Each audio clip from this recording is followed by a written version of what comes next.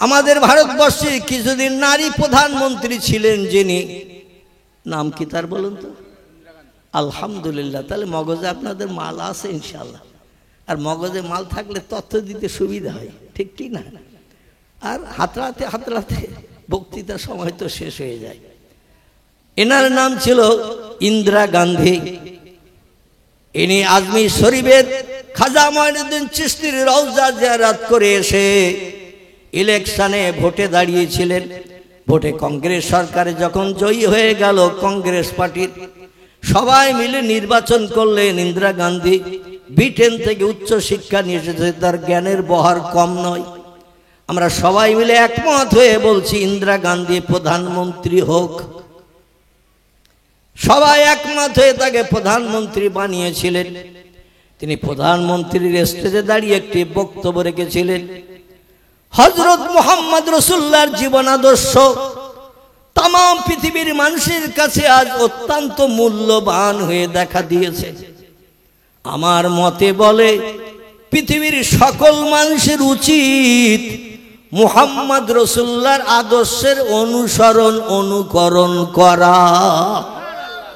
নারায়ে তাকবীর। আমার ভাইরা, এই স্বাধীন ভারতে প্রথম প্রধানমন্ত্রী হয়েছিলেন কংগ্রেস পার্টি থেকে, যিনি নাম হলো তার পণ্ডিত জওহরলাল নেহরু। নাম শুনেছেন তো নাকি?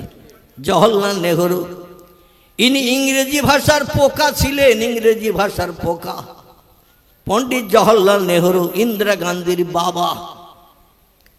ইনি যখন প্রধানমন্ত্রী হলেন, ইন্দিরা গান্ধী তখন বাচ্চা, ইলেকশনে দাঁড়ানোর মতো তখন বয়সও হয় নাই। জওহরলাল নেহরুকে যখন প্রধানমন্ত্রী বানানো হলো, সকলে একমত করে তার উপরে রায় দিয়ে দিল। উনি বলেছেন, আমাকে যদি প্রধানমন্ত্রীর দায়িত্ব পালন করতে হয় সারা ভারতবর্ষে, আমি একটি তথ্য দেব নেতাদের কাছে, আমার তত্ত্বটা বাস্তবে রূপদান করতে হবে। নেতারা বললেন, কি তথ্য আপনি দিতে চাচ্ছেন বলুন, চেষ্টা করব আপনার তথ্য বাস্তবে ভারতবর্ষের জমিনে প্রণয়ন করার, ভারতবর্ষের জমিনে ছড়িয়ে দেওয়ার, আপনার কথাটা যাতে জনগণ মেনে চলে। উনি বলেছিলেন, আমি পরিশ্রম করে কষ্ট করে রাত জেগে একটা বই লিখেছি, বই, এই বইটা ভারতের জনগণের কাছে বিনা পয়সায় পৌঁছে দিতে হবে। সবাই যেন বইটা পড়ার সুযোগ পায়, পয়সার অভাবে নয়, বিনা পয়সায় ফ্রিতে দিতে হবে। বললেন, আপনি কি বই লিখেছেন রাত জেগে জেগে ঘুম কামাই করে? উনি বললেন, আমার লেখা বইটির নাম হলো দ্য সেইন্স অফ মুহাম্মদ সাল্লাল্লাহু আলাইহি ওয়াসাল্লাম। একটু চিল্লায়ে বলুন সুবহানাল্লাহ। ইংরেজি ভাষায় বই লিখলেন, বইয়ের নামকরণ করলেন দ্য সেইন্স অফ মুহাম্মদ সাল্লাল্লাহু আলাইহি ওয়াসাল্লাম। এর বাংলা নাম হলো মুহাম্মদ রাসূলুল্লাহর বাণী। নারায়ে তাকবীর। সেই নবী বিশ্ববাসীর কাছে আজও উচ্চ মর্যাদার আছেন না নাই? পৃথিবীতে যত দেশের উচ্চ শিক্ষিত জ্ঞানী বিজ্ঞানী আছে, একটা তথ্য একটু আপনাদের কাছে পরিবেশন করে সামনে এগিয়ে যাই, তাহলে বুঝতে সুবিধা হবে। একটু মোহাব্বতে কলেমার জিকির, লা ইলাহা লা ইলাহা লা ইলাহা ইল্লাল্লাহু মুহাম্মাদুর। কাক ডাকে কাকা রবে, কাক ডাকে কাকা রবে, কোকিলের স্বর মধুর লাগে, ডাকে এসে এই বসন্তের হাওয়ায়, আল্লাহ ছাড়া মাবুদ নাই, বলো লা ইলাহা ইল্লাল্লাহ লা ইলাহা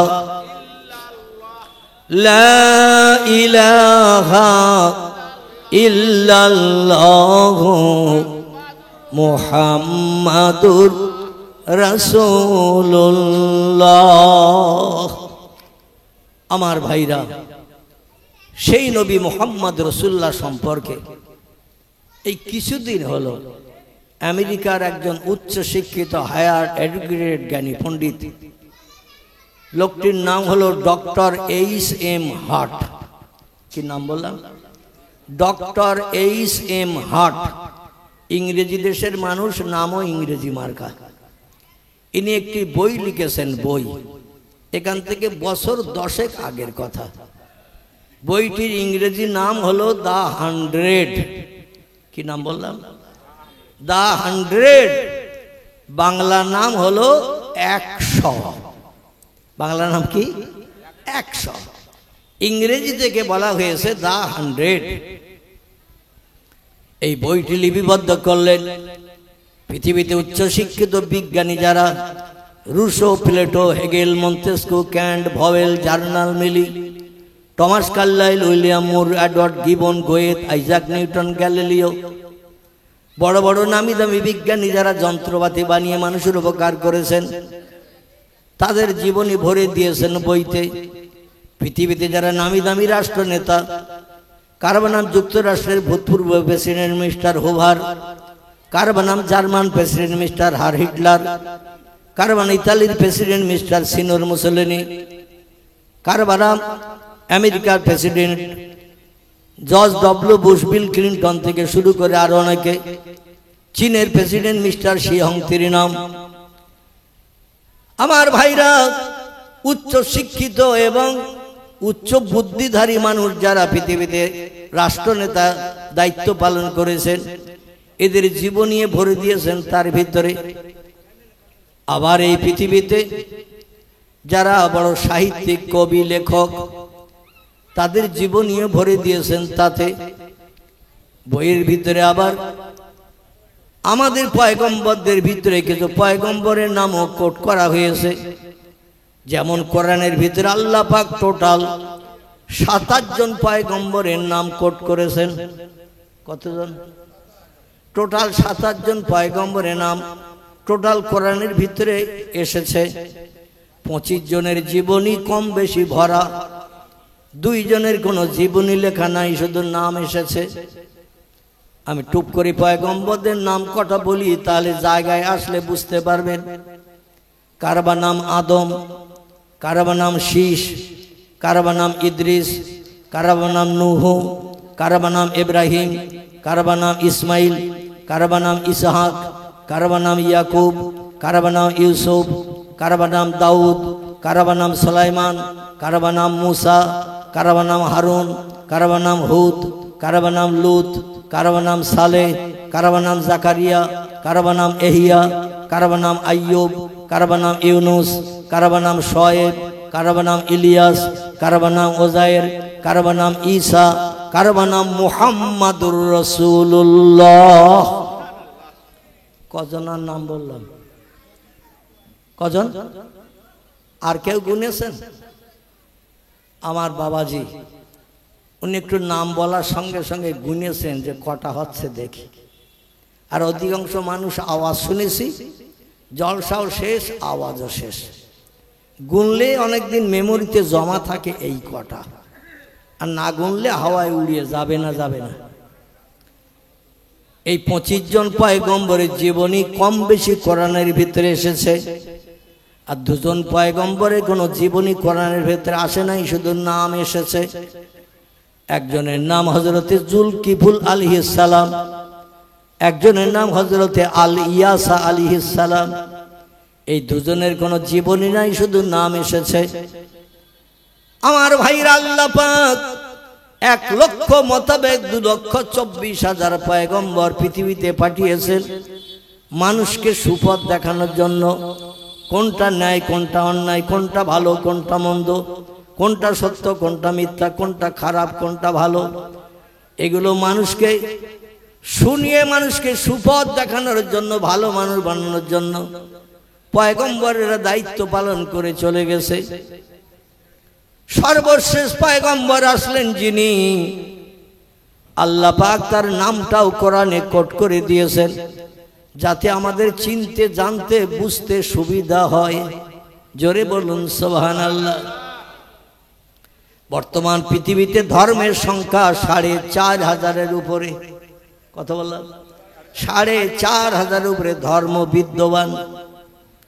এই ৪৫০০০ ধর্মাবলম্বী যারা আছে, এদের ধর্মীয় নেতা আছে না নাই? প্রত্যেকটি ধর্মাবলম্বীদের ধর্মীয় নেতা থাকা আবশ্যক, কারণ নেতারা নেতৃত্ব দেয়, জনগণ মেনে চলে। এইভাবে ধর্ম চালু আছে পৃথিবীতে। আমার ভাইরা, বর্তমান পৃথিবীতে সুনামীয় কিছু ধর্মীয় নেতা আছে। কারো নাম রামকৃষ্ণ পরমহংসদেব, কারো নাম বুদ্ধদেব, কারো নাম চৈতন্যদেব, কারো নাম গুরু নানক, কারো নাম মহাবীর, কারো নাম আচার্য কেশবচন্দ্র, কারো নাম মোজেস, কারো নাম যিশু, কারো নাম সক্রেটিস, কারো নাম বালক ব্রহ্মচারী, যারা সুনামী হিসাবে পৃথিবীতে বিদ্যমান। এখন একটা মানুষকে যদি বলা হয় এই ৪৫০০০ ধর্মাবলম্বী নেতাদের ভিতরে কোন নেতাটা সেরা, কোন নেতাটা শ্রেষ্ঠ, আপনি বাছাই করে যাচাই করে তথ্য দিন। একটা নেতা ভালো মন্দ যাচাই করতে গেলে তার পিছনে কমপক্ষে ২ মাস ঘুরতে হবে না? হবে না? ২ দিন ৪ দিন কোন নেতার পিছনে ঘুরলে সে যে ভালো কি মন্দ ওটা কি যাচাই করা সম্ভব হবে? ২-৪ দিন আদর্শ ভালো দেখাবে, ৫-৭ দিন পরে দেখবেন তার আদর্শের কিছু ত্রুটি বিচ্যুতি নজরে ধরা পড়বে। ৪৫০০০ ধর্মাবলম্বী নেতার ভিতরে কোন নেতাটা সেরা, এটা যাচাই করতে গেলে কমপক্ষে অন্তত মাস ২ তার সঙ্গে ঘুরতে হবে, উঠতে বসতে সবসময় তার সঙ্গে থাকতে হবে। আর প্রত্যেকটি নেতার পিছনে যদি ২ মাস করে সময় দেন, বুড়ো হয়ে মারা যাবেন তো সব নেতার আদর্শ কি আপনি দেখতে পাবেন? পারবেন না।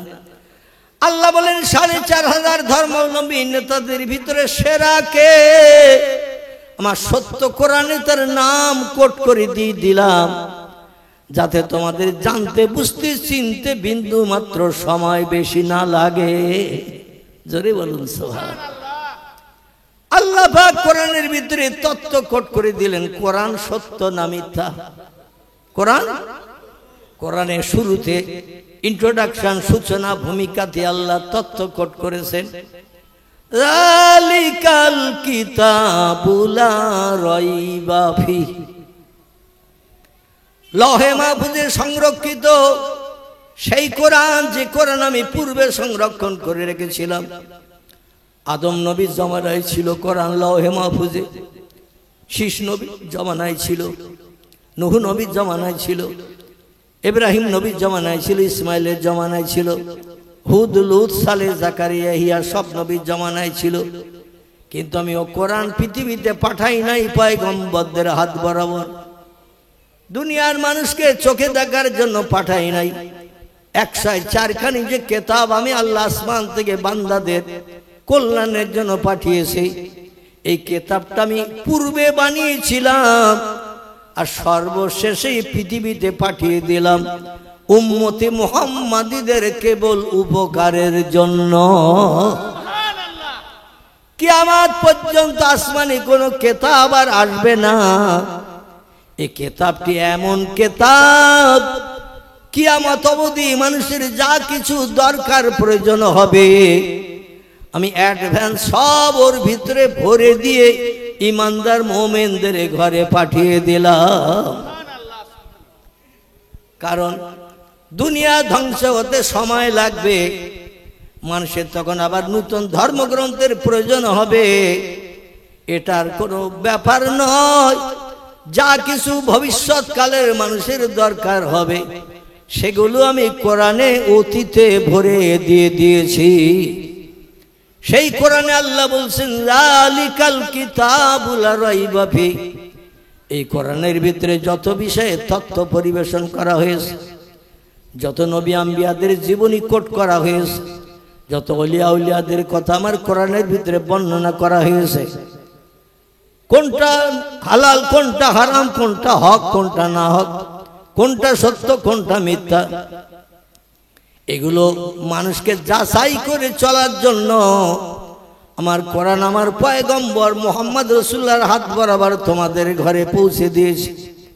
ওই কোরআনে যত বিষয়ে তত্ত্ব পরিবেশন করা হয়েছে লা রাইবা ফি, একটা তত্ত্বের ভিতরে শস্য দানা পরিমাণ সন্দেহ পর্যন্ত নাই।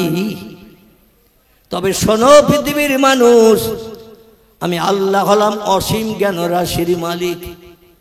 ওমা উতীতুম মিনাল ইলমি ইল্লা কালিলা, আল্লাহ বলছে মানুষ তোমাদের ব্রেন মগজে যে জ্ঞান, যে জ্ঞানের মাধ্যম দিয়ে ক্যালকুলেটর মেশিন বানিয়েছো, কম্পিউটার বানিয়েছো, রিমোট কন্ট্রোল বানিয়েছো, স্যাটেলাইট বানিয়েছো, ইন্টারনেট বানিয়েছো, উপগ্রহ বানিয়েছো, চন্দ্রযান বানিয়েছো, পাতাল রেল বানিয়েছো, রেডিও বানিয়েছো, ভিডিও বানিয়েছো, ভিসিআর বানিয়েছো, কোল্ড স্টোর হিমঘর বানিয়েছো, ইলেকট্রিক লাইন বানিয়ে দিয়েছো।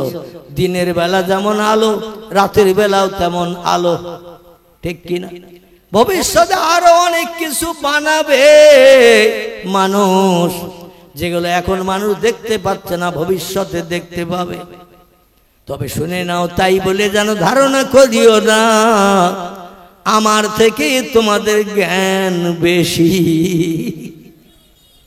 এই ধারণা যেন করিও না।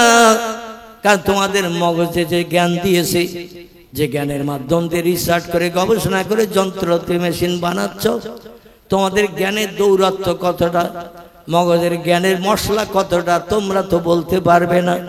কারণ তোমাদের বানিয়েছে আমি, মশলা কতটা জানি আমি, জোরে বলুন সুবহান। এই জন্য আমি বলছি ওমা উতীতুম মিনাল ইলমি, ও মানুষ তোমাদের ব্রেন মগজের জ্ঞান কতটা শুনে নাও। তোমাদের জ্ঞান হলো আমি আল্লাহ, আমার জ্ঞানের কাছে সামান্যতম একটুখানি। এত কিছু বানানো সত্ত্বেও তোমাদের মগজের জ্ঞান হলো আমার জ্ঞানের কাছে একটুখানি। তোমরা সীমিত জ্ঞানের অধিকারী, আমি আল্লাহ হলাম অসীম জ্ঞানের অধিকারী। আমার জ্ঞানের সঙ্গে পাল্লা দিয়ে ভবিষ্যৎ কাল পর্যন্ত তোমরা কোনোদিন জয়ী হতে পারবে না। জোরে বলুন একটু সুবহানাল্লাহ।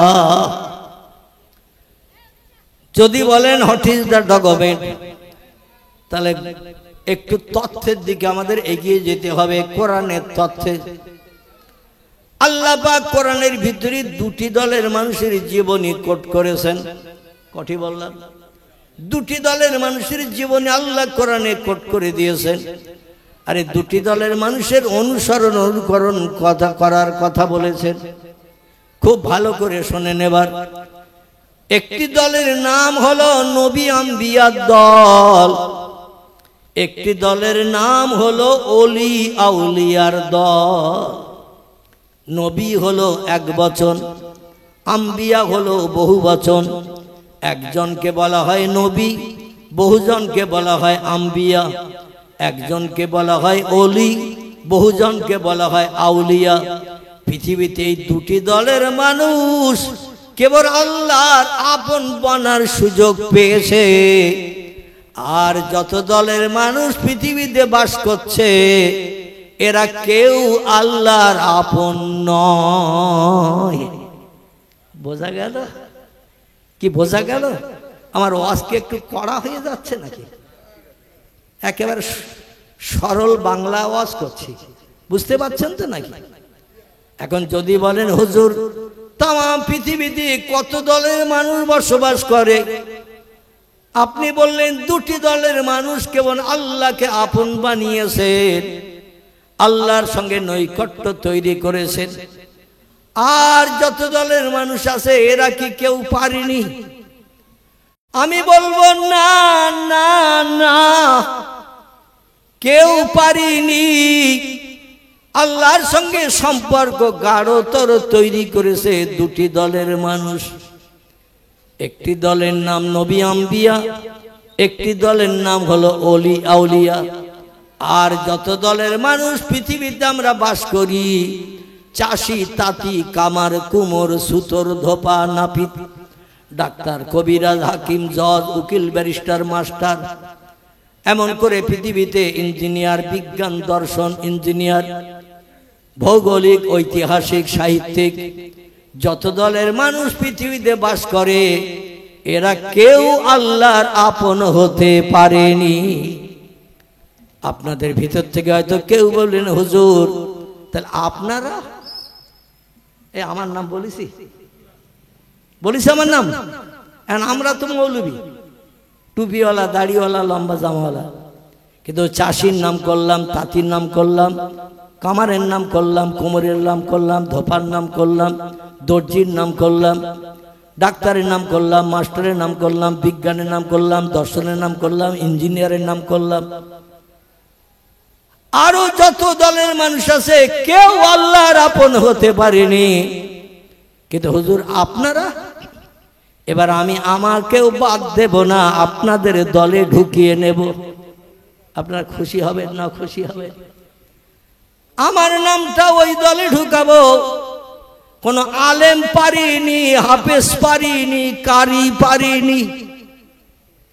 তাহলে হয়তো বলবেন, হুজুর আমাদের মসজিদের ইমাম, আপনাদের মসজিদের ইমাম আল্লাহর দলে ঢুকতে পারেনি, মুয়াজ্জিন ঢুকতে পারেনি, মুক্তাদিও পারেনি। খুব ভালো করে বুঝবেন, মসজিদের ইমাম আল্লাহর আপন হতে পারিনি, মুয়াজ্জিন আপন হতে পারিনি, মুক্তাদি প্রতিদিন 5 ওয়াক্ত নামাজ পড়ে যারা তারাও পারেনি, আলেম পারেনি, হাফেজ পারেনি, কারি পারেনি, মুফতি পারেনি। পেরেছে কারা? দুটো দল বললাম তো, শুধু একটা বললে হবে না। সেই খোদার কসম, আমার মতো টোকো মৌলবী পারিনি, হাফেজ পারিনি, কারি পারিনি। আমি একটা মসজিদে ইমামতি করছি বর্তমান 40 বছর হলো। ক বছর? 40 বছর হলো। 1985 সাল থেকে নিয়ে 2025 শেষ হয়ে যাচ্ছে নাকি?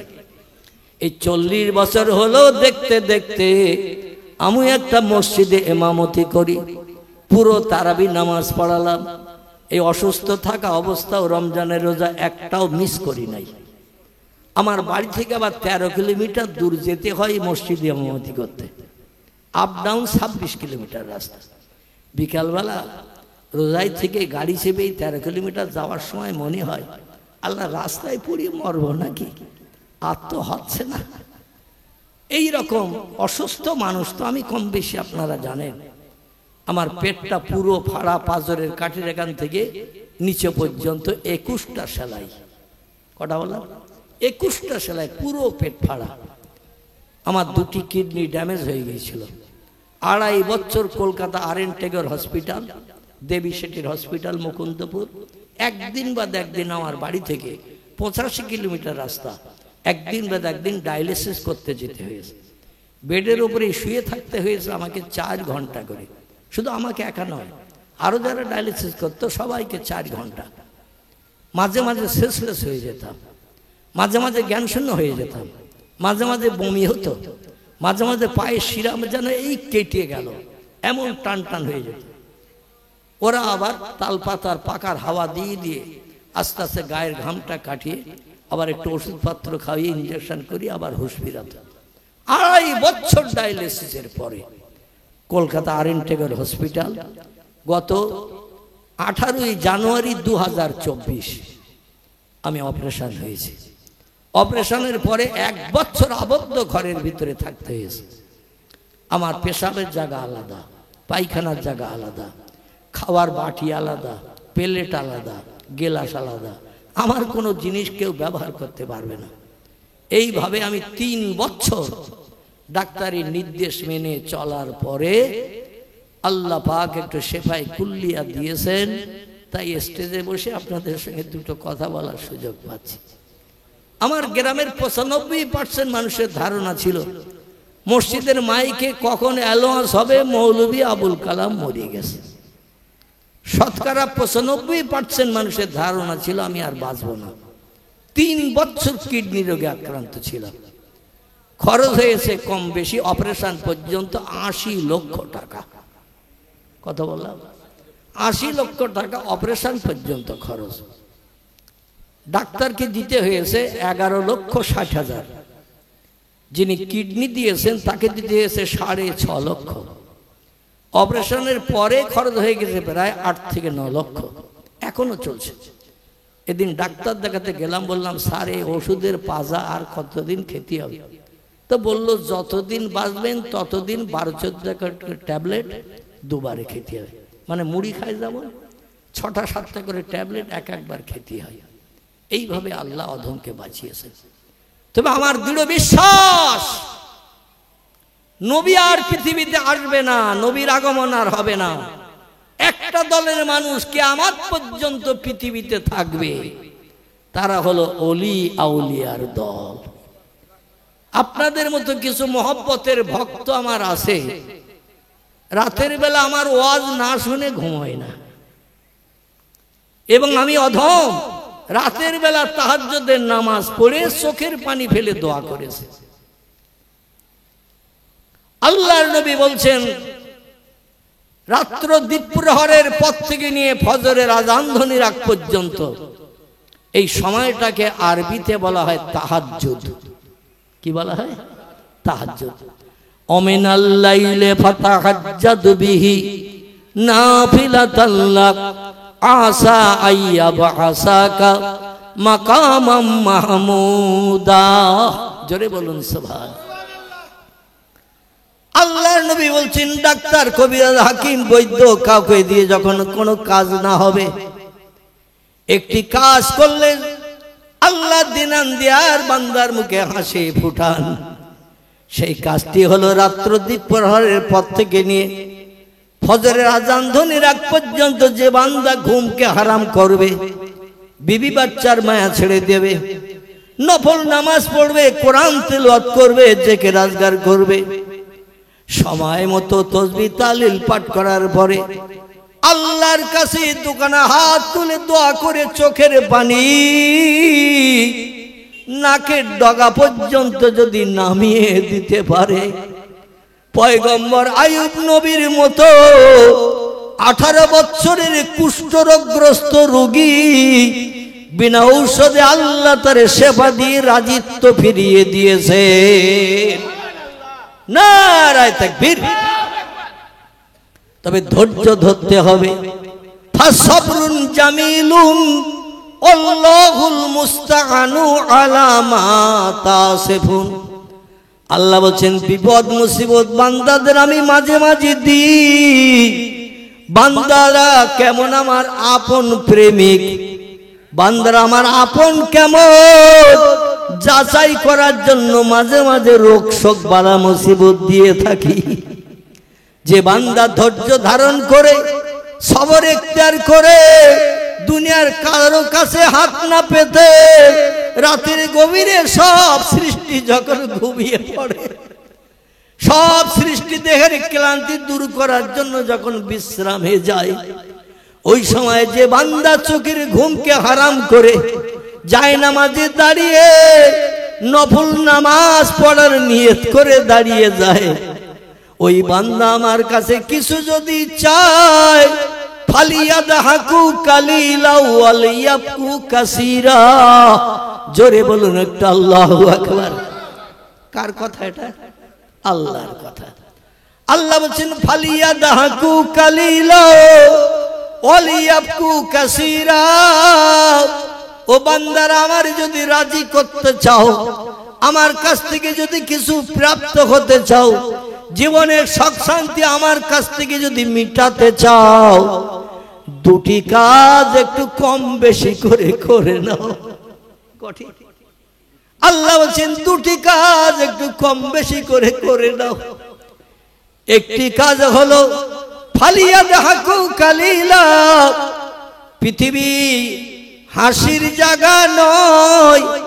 পয়গম্বর মুহাম্মদ রাসূলুল্লাহ হাদিস শরীফে জানিয়েছেন পৃথিবী হলো কান্নার জায়গা, হাসির জায়গা হলো আল্লাহর জান্নাত।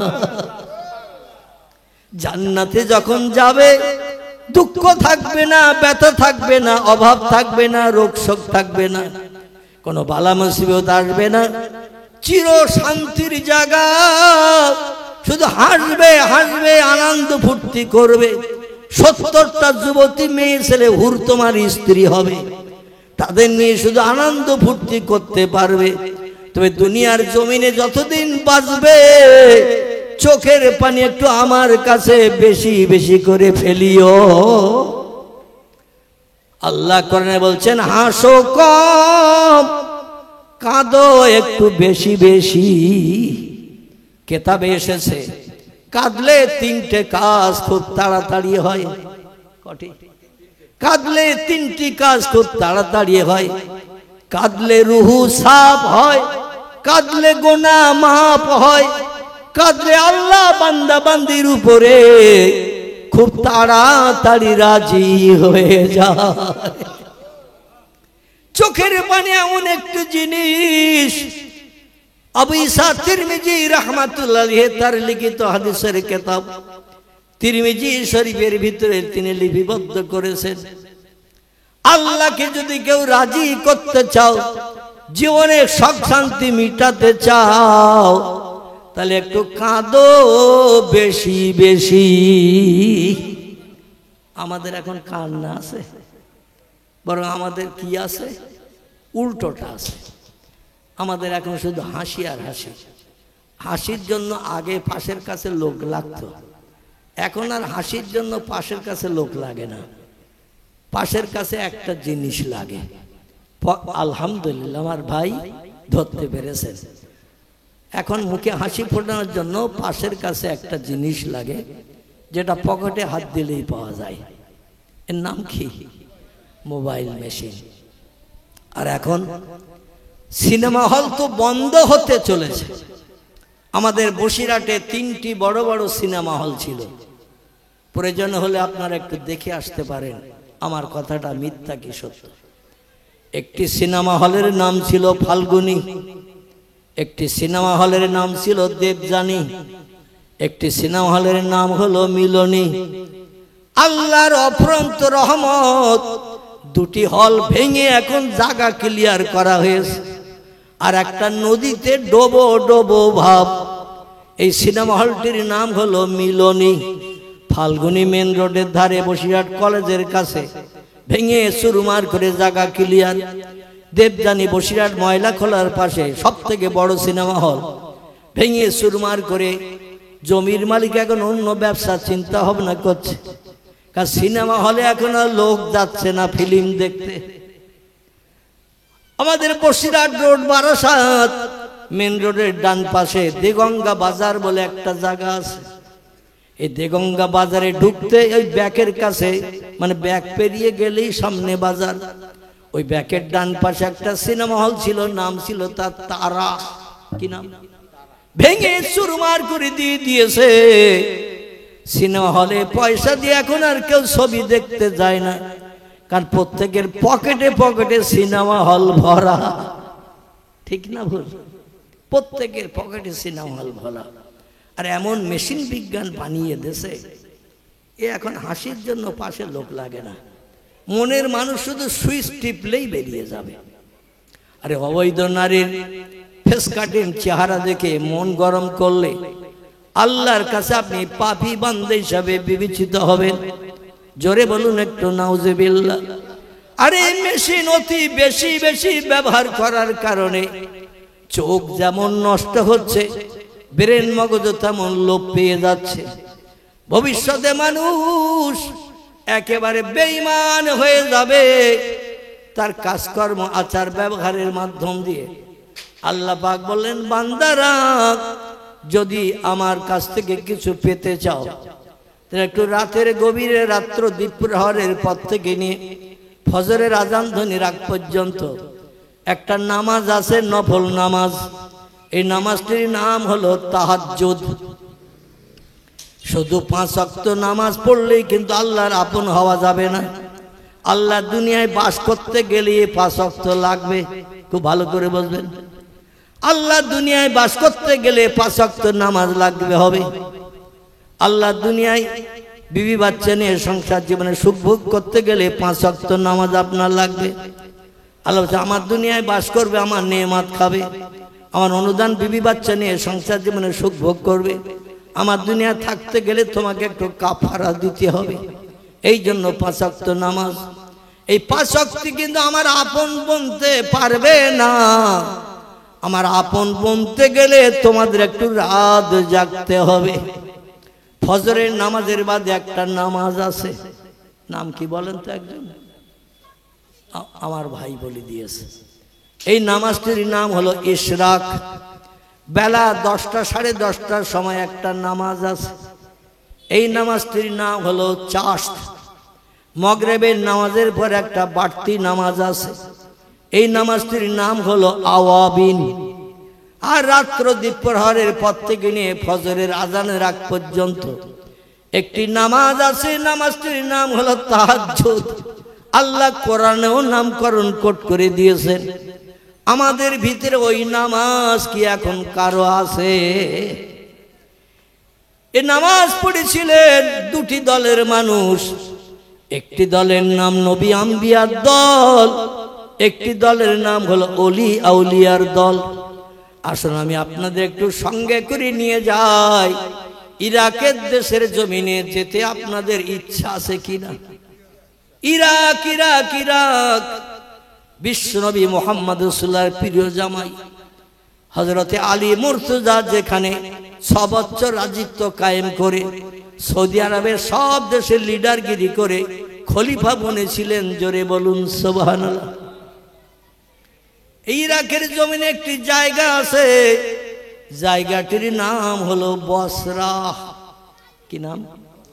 আর একটা নাম আছে কুফা। কি নাম? কুফা বসরা, খুব প্রসিদ্ধ জায়গা। আমার ভাইরা, এই বসরা নগরীতে 2 জন তাহাজ্জুদ পড়া লোক, ইশরাক পড়া লোক, আওয়াবিন পড়া লোক, চাশত পড়া লোক 2 জন আছে। একজন হলেন নারী, একজন হলেন পুরুষ। তাহলে এই বর্ণটা শুনলে আমাদের 2 দলের লাভ হবে না? হবে না? একজন হলেন পুরুষ, একজন হলেন নারী। 2 জনের জীবনে একটু তুলে ধরবো আপনাদের কাছে, শুনতে রাজি আছেন? একজন ব্যক্তির নাম ইমাম হাসান বসরি রাহমাতুল্লাহ আলাইহি, একজন ব্যক্তির নাম হযরতে রাবিয়া বসরি রাহমাতুল্লাহ আলাইহি। জোরে বলুন একটু সুবহান, একটু মহব্বতে দরুদ শরীফ। আল্লাহুম্মা সাল্লি আলা সাইয়্যিদিনা মাওলানা ওয়া আলা আলি সাইয়্যিদিনা অভয়ে বাণী দিল তারা, অভয়ে বাণী দিল তারা, ও আমিনা বিবি শিশু পুত্র তোমার হবে শেষ জামানার নবী।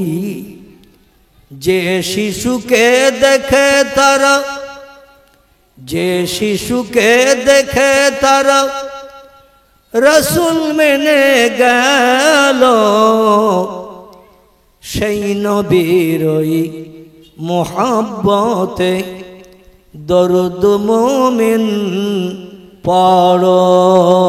আল্লাহুম্মা সাল্লি আলা মাওলানা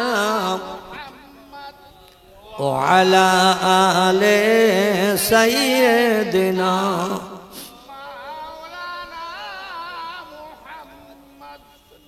একজন পুরুষ মানুষ, তার নাম ইমাম হাসান বসরি রাহমাতুল্লাহ আলাইহি। আর একজন মহিলা নারী, তার নাম হযরতে রাবিয়া বসরি রাহমাতুল্লাহ আলাইহা। জোরে বলুন সুবহান। হাসান বসরি তিনি রাত জেগে চাষতের নামাজ পড়ে, এশরাকের নামাজ পড়ে, আওয়াবিনের নামাজ পড়ে আধ্যাত্মিক জগতের শৈল শিখরে পৌঁছে যে আল্লাহকে আপন বানিয়ে নিয়েছেন আগে। পরবর্তীতে একটা মেয়ে ছেলে মুরিদ, তার নাম রাবিয়া বসরি, বাবার 4 নম্বরের মেয়ে ছিল। চেহারাটা দেখতে একটু কালো ছিল। তো তার আরো 3টি বোন ছিল এ রাবিয়ার, তাদের চেহারা পাত্র দেখতে একটু ভালো ছিল। 3টে বোনেরই পূর্বে বিয়ে হয়ে গিয়েছে, কিন্তু রাবিয়ার ফেসকাটের চেহারাটা দেখতে খুব ভালো ছিল না, যার কারণে এলাকার কোনো মানুষ তারে বিয়ে করতে চায়নি। তো রাবিয়া বলল, বিয়ে শাদী যখন হলো না, সংসার জীবন আমার আর হলো না, তো আমি আর বসে বসে কি করে দিন গুজরান করি, আল্লাহর এক ওলি বান্দার কাছে যাই, যে একটু মোরাকাবা মোশাদার সবক মশকা করি, বায়াত হই, মুরিদ হই, হয়ে আল্লাহর সঙ্গে একটু নৈকট্য লাভ করার চেষ্টা করি। আল্লাহর সঙ্গে যদি আমার সম্পর্ক গাঢ়তর ভালো হয়, দুনিয়ার কোনো পুরুষের সম্পর্কের দরকার নাই। এই চিন্তা ভাবনা নিয়ে কিছুদিন অপেক্ষা করার পর রাবিয়া বসরি খোঁজ নিতে নিতে হাসান বসরির কাছে চলে গেছেন। বেটা ছেলেরাও হাসান বসরির কাছে মুরিদ হয়, বায়াত হয়। সব বেটা ছেলেদের বায়াত হওয়ার পরে রাবিয়া বসরি বললেন, হুজুর সবাই চলে গেল কাজ মিটিয়ে, পুরুষের কাজ না মিটলে মেয়েদের কাজ করা তো সম্ভব নয়, এই জন্য একটু অনেকটা সময় অপেক্ষা করেছি। আর তো কোনো পুরুষ বেটা ছেলে নাই, আমার পিতামাতা যথেষ্ট চেষ্টা করেছে কিন্তু বিয়ে দিতে পারে নাই। আল্লাহ বান্দির একটু রূপ চেহারা কালো করে দিয়েছে, মানুষ আমার দেখে পছন্দ করে না, এই জন্য আমি দিন গুজরান কি করে করি, এই জন্য আপনার কাছে আমি বায়াত হতে এসেছি। আপনার সঙ্গে স্পর্শ থেকে আমি সময়টা অতিবাহিত যাতে করতে পারি, আমার একটু মুরিদানের খাতায় নাম নথিভুক্ত করে নিন।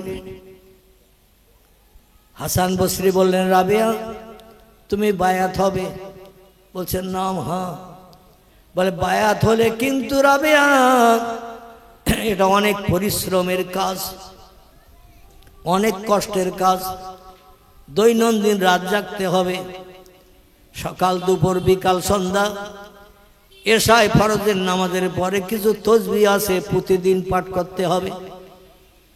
রাবে আমার হাতে হাত দিয়ে বায়াত হলে 1 নম্বরের কাজ হলো সকাল থেকে নিয়ে ফজর পর্যন্ত, মানে আজকের ফজর থেকে নিয়ে আগামীকালের ফজর পর্যন্ত এই 24 ঘন্টার ভিতরে দৈনন্দিন 10,000 বার করে তোমার আল্লাহ আল্লাহ করতে হবে। কবার? 24 ঘন্টায় 10,000 বার ঘুরতে ফিরতে উঠতে বসতে আল্লাহ আল্লাহ আল্লাহ আল্লাহ এই নাম জপ করতে হবে 10,000 বার। ও রাবেয়া প্রতি ফজর নামাজে সালাম ফিরানোর পর 33 বার সুবহানাল্লাহ, 33 বার আলহামদুলিল্লাহ, 34 বার আল্লাহু আকবার, এটা দৈনন্দিন তোমার পড়তে হবে প্রতি ওয়াক্তের ফরজ নামাজের পরে। রাবিয়া সকালে যখন ফজরের নামাজ পড়বে তোমাকে ওই তসবিহ পড়তে হবে 33 33 34, আর কলেমা শরীফ পড়তে হবে 500 বার, নবী মুহাম্মদ রাসূলুল্লাহর মহব্বতে দরুদ শরীফ পড়তে হবে 500 বার। তুমি কি পারবে এই দায়িত্ব পালন করতে? যদি পারো তাহলে আমার রুমাল ধরো, আমি তোমারে বায়াত করে নিচ্ছি। খুব সংক্ষেপ রাবিয়া বললেন, হুজুর আমি রাজি, আমার কারো হুকুম শুনতে হবে না, কারো কথা শুনতে হবে না, কারো নেতৃত্ব মানতে হবে না, কারণ আমার হুকুম মানার মতো কেউ নাই, আমি একাই একা। হাসান বসরি তওবা করিয়ে সবক দিয়ে দিলেন, দিয়ে বললেন বাড়ি যাও, এইগুলো যখন পুরো মস্ক হয়ে যাবে, কমপ্লিট হয়ে যাবে, আবার আসবে, আমি তোমারে সবক পাল্টে দেব। হাসান বসরির তত্ত্ব শুনে রাবিয়া বাড়ি এসে খুব কঠিন একাগ্রতা নিয়ে সবকগুলো অল্প দিনের ভিতরেই তিনি কমপ্লিট করে ফেলেছেন, কোনোদিন আর পড়তে ভুল হয় না। আমার ভাইরা, সবক আবার পাল্টাতে গেছেন হাসান বসরির কাছে। হাসান বসরি বললেন, এত তাড়াতাড়ি তোমার সবক শেষ? রাবে বলছে, নাম ইয়াইহাল ওসাতিস, আমার ওস্তাদ হুজুর গো, আমার তো তেমন জ্বালা যন্ত্রণা নাই, কাজকর্ম নাই, সংসার চিন্তা নাই, কারো হুকুম শুনতে হয় না, স্বামী আমার নাই, বাচ্চা কাচ্চা নাই, বিয়েইতে হয় নাই, এই জন্য আমার পক্ষে সম্ভব, আমি 24 ঘন্টায় ওই সবকে থাকি। জোরে বলুন সুবহানাল্লাহ। হাসান বসরি আবার দ্বিতীয় সবক দিলেন। আচ্ছা, দ্বিতীয় সবক দিলেন, দিয়ে বললেন, এটা মস্কা হয়ে গেলে আবার সবক পাল্টে দেব। অল্প দিনের ভিতরে রাবিয়া আল্লাহর সঙ্গে গাঢ়তর সম্পর্ক বানিয়ে ফেলেছেন। আর মুরিদ এবং ওস্তাদের সঙ্গে এমনি লাদুনির একটা আলাদা সম্পর্ক আছে, এলমে মারেফাতি সম্পর্ক। মুরিদ কি করছে, পীর সাহেব মুর্শিদ ওটা চোখ বন্ধ করলে দেখতে পায়, আবার পীর সাহেব কি করছে, মুরিদ চোখ বন্ধ করে তাহাজ্জুদে গেলে ওটাও দেখতে পায়। রাবিয়াকে হাসান বসরি বললেন, আমার কাছে কষ্ট করে আসতে হবে না, তোমার সঙ্গে আমার যখন টেলিফোনের সম্পর্ক তৈরি হয়ে গেছে, এখনকার সময় নয়, যখন টেলিফোনের বাপ মায়ের নামও পর্যন্ত কেউ জানতো না, মোবাইল মেশিন ওয়্যারলেস টেলিফোনের কোনো নাম কেউ যখন শোনেনি, সেই সময়কার কথা। তুমি একটু আমাকে রেডিও সেন্টার থেকে গান চাপিয়ে দিলে ঘরে ঘরে যেমন গান হয়, দিল্লি বোম্বাই থেকে আপনজন কথা বললে আপনাদের সজিনাতলায় যেমন খবর এসে যায়, এর থেকে বেশি সম্পর্ক আল্লাহর সঙ্গে তার বান্দা বান্দিদের। এতে জীবনে ক্যাশ কার্ড ভরতে হয় না, সিম কার্ড ভরতে হয় না, কোনো ব্যাটারিতে চার্জ দিতে হয় না, বিনা চার্জে কাজ 24 ঘন্টা চলে। জোরে বলুন একটু সুবহানাল্লাহ। হাসান বসরি বলছে, রাবিয়া তুমি উচ্চ র্যাঙ্কে পৌঁছে গেছো রাবিয়া, তোমার খুব বেশি আর মোরাকাবা মুশাহাদার সবক মশক করতে হবে না, তুমি এমন একটা জায়গায় পৌঁছে গেছো, তোমার আর বাড়তি পরিশ্রম করার দরকার হবে না। রাবিয়া বলছেন, হুজুর এমন কথা কেন বলছেন? বলে, সবকের যে সমস্ত পাওয়ার আছে, সবকের যে সমস্ত নিয়ম নীতি আছে, সব তোমার জানা বোঝা হয়ে গেছে, তো আমি তোমাকে নিয়ে একটু চিন্তা করি রাবিয়া। রাবিয়া বলছে, হুজুর আমাকে নিয়ে চিন্তা করেন? বলছেন, না। বলে, হুজুর কি চিন্তা? বলে, চিন্তা করি তুমি ভবিষ্যতে আল্লাহর এত বড় আবেদা বান্দি হওয়া সত্ত্বেও জাহান্নামী হয়ে যাও কিনা। কথাটা ভালো কথা। তুমি এত বড় আমলকারিনী নারী হওয়া সত্ত্বেও তুমি ভবিষ্যতে জাহান্নামী হয়ে যাও কিনা, আমি এই নিয়ে একটু সংশয়ে দুশ্চিন্তায় আছি। রাবিয়া বলে, হুজুর এমন শরীয়তের খেলাফ কাজ তো আমি করি না, যে কাজ করার কারণে আমি জাহান্নামী হব। আমি পর্দা পুশিদার ভিতরে থাকি, পর্দা পুশিদার ভিতরে চলি, আমার চেহারা কোনো পরপুরুষকে আমি দেখতে দিই না। জোরে বলুন সুবহানাল্লাহ। কোনো পরপুরুষের চেহারাও আমি দেখি না, আমি সবসময় সতর্কতা অবলম্বন করি। ইন্নামাল মুমিনিনা ইয়াগুদ্দু মিন আবসারিহিম, ইন্নামাল মুমিনাতে ইয়াগদুদনা মিন আবসারিহিন্না ওয়া ইয়াহফাজু ফুরুজাহুম আল আখির। আল্লাহ কোরআনে বলেছেন, ও ছেলেরা, তোমাদের পর্দা হলো আগে,